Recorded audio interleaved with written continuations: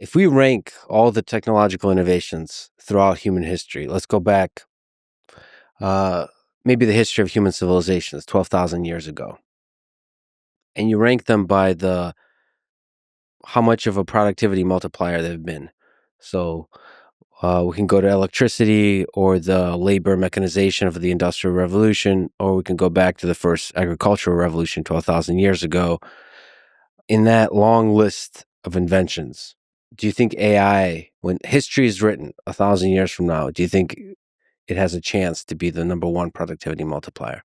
It's a great question. Look, many years ago, I think it might have been 2017 or 2018, I said at the time, AI is the most profound technology humanity will ever work on.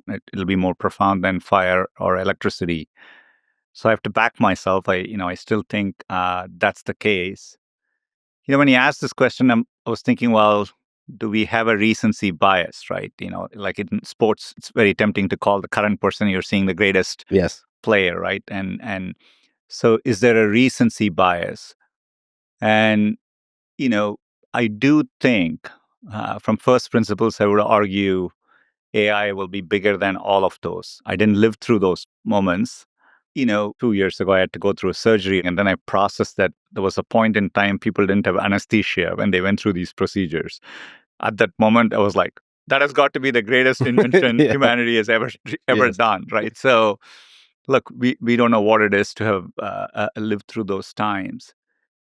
But, and many of what you're talking about were kind of this general things which pretty much affected everything, electricity or internet, etc. But I don't think we've ever dealt with a technology, both which is progressing so fast, becoming so capable. It's not clear what the ceiling is. And the main unique, it's recursively self-improving, right? It's capable of that. And so the fact it's the first technology will kind of dramatically accelerate creation itself, like creating things, building new things, can improve and achieve things on its own, right? I think like puts it in a different league, right? And so different league. And so I think the impact it will end up having will far surpass everything we've seen before.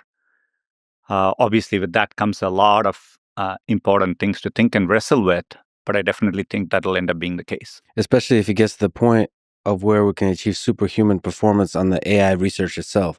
So it's a technology that it's an open question, but it may be able to achieve a level to where the technology itself can create itself better than it could yesterday. It's like the move 37 of alpha research or whatever it is, Yeah. right? And when yeah, you're right. When it can do novel, self-directed research, obviously for a long time we'll have hopefully always humans in the loop and all that stuff. And these are complex questions to talk about. But yes, I think the underlying technology, I've said this, like if you watched seeing AlphaGo start from scratch, be clueless, and like become better through the course of a day, really it hits you when you see that happen.